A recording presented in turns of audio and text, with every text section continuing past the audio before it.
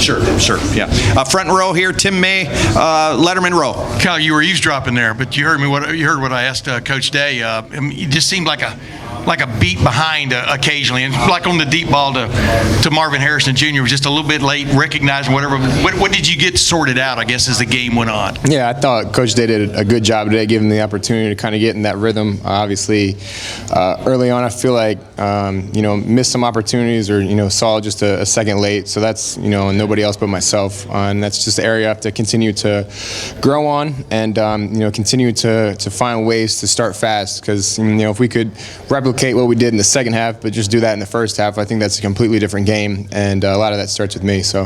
Were they showing something a little bit different, though, than you expected, or was it just? No, I mean, I wouldn't say it was anything that they were doing. I think a lot of that, the looks that we got out there were what we were expecting. Obviously you still have to go out and play football and go through your reads and whatnot. But at the same time, I think I just got to be better, start fast. Because if we can get up, and put a few touchdowns on the board early, that momentum is going to carry us through the entire game. Over here to the left, Nathan Baird, Cleveland.com, and then Jeff Gilbert, Press Pros. Kyle, you guys have thrived for so many years on offensive balance, the run and the passing game working together. Until the running game gets going more, do you think this offense can be everything it needs and wants to be this season? I think that's part of playing football. If they're going to try to take away the run, I think we have to do a good job passing the ball, and vice versa. If they want to play us, with high safeties and, bail those linebackers out of there the moment they think it's a pass, then we got to be able to run the ball. So there's been points this year where we weren't throwing the ball great, and the running game picked us up, and then there was points where we weren't running the ball great, and I think we picked it up while throwing. But I think obviously there's room for improvement there. Just need to continue to grow.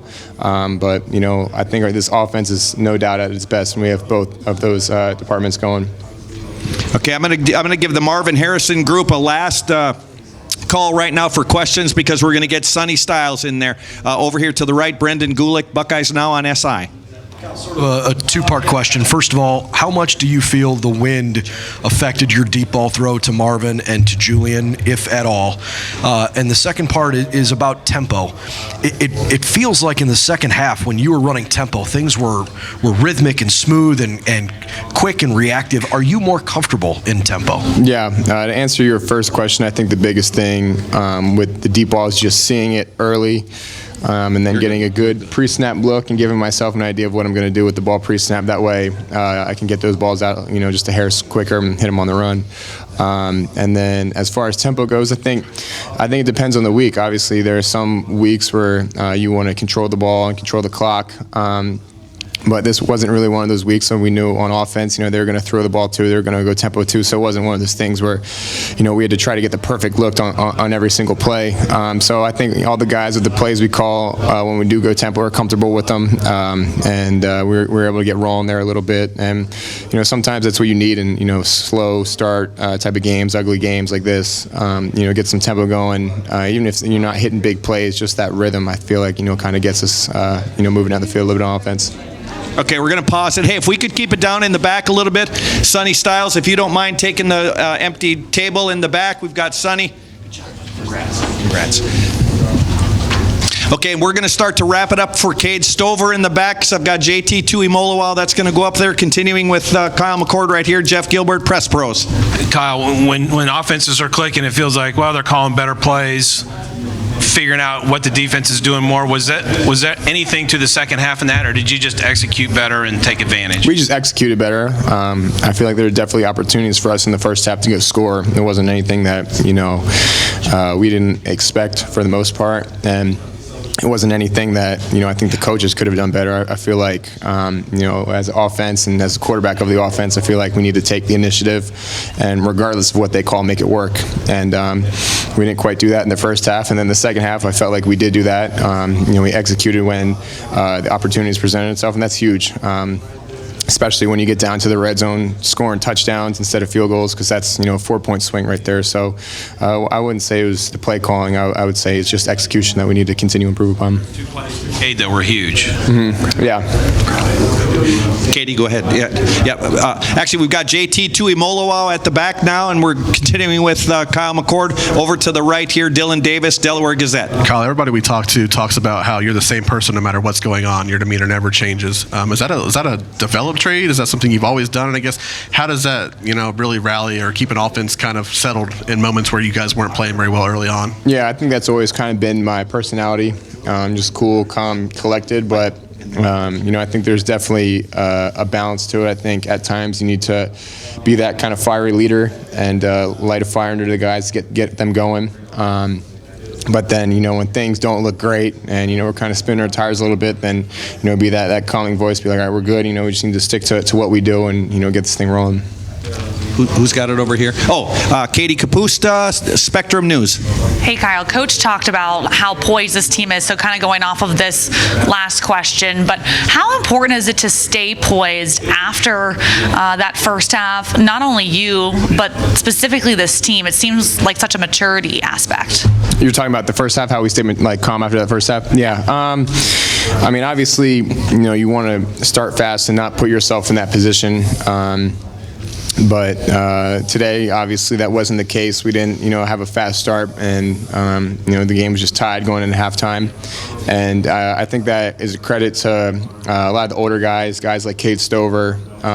On the offense, just, like I just said, I think he was fiery at times when we needed to get going. And then I think at other times, it was like, we're good, and we just need to get the ball back and just take a deep breath. And so I think that's the leaders. And, I try to do that myself as well. And, I think when you have a good amount of guys all preaching that same message, I think it just calms everybody down and reminds them, there's a lot of football left to be played. There's no reason to panic. We just need to go out there and do our thing. We're going to do about 4 more questions for Kyle. Over to the right, Michael Cohen, Fox Sports.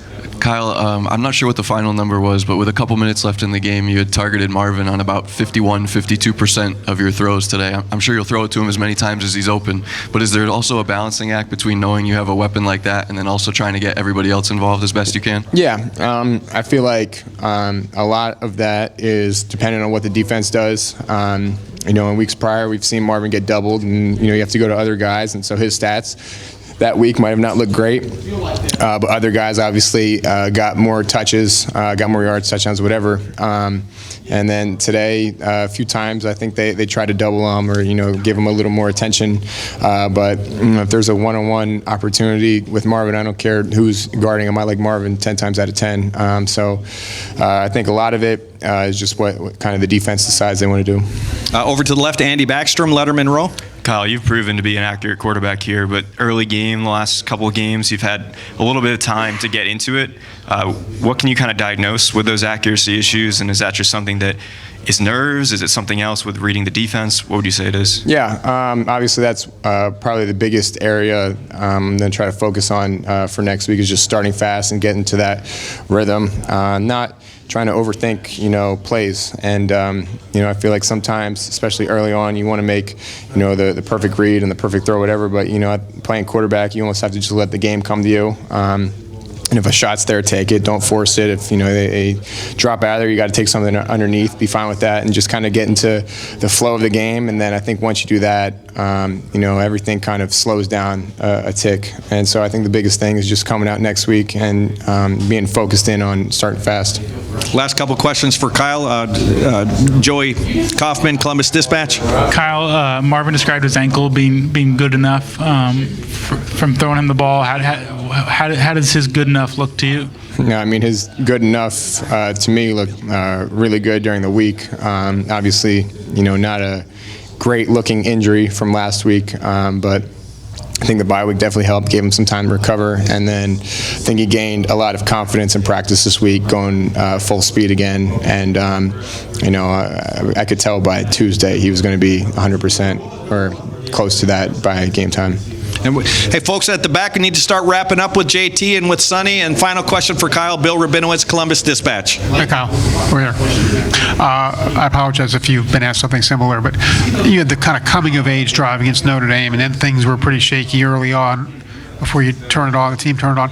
What did you learn about yourself today? Anything you can take for the future? Yeah, I think obviously, personally speaking as myself and then as an offense, just starting faster, I think has to be a point of emphasis this week. And, not trying to, kind of feel your way into the game, just come out swinging. I think that has to be a point of emphasis for us this week. But at the same time, as crazy as it may sound, I think, things like that are almost good for us in the long run.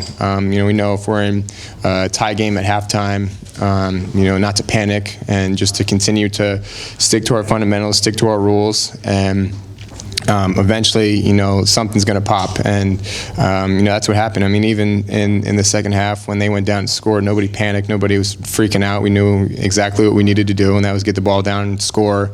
And once we got that little bit of momentum, just keep it rolling in the second half. But I think the biggest thing, just talking for myself and the offense, is just starting fast.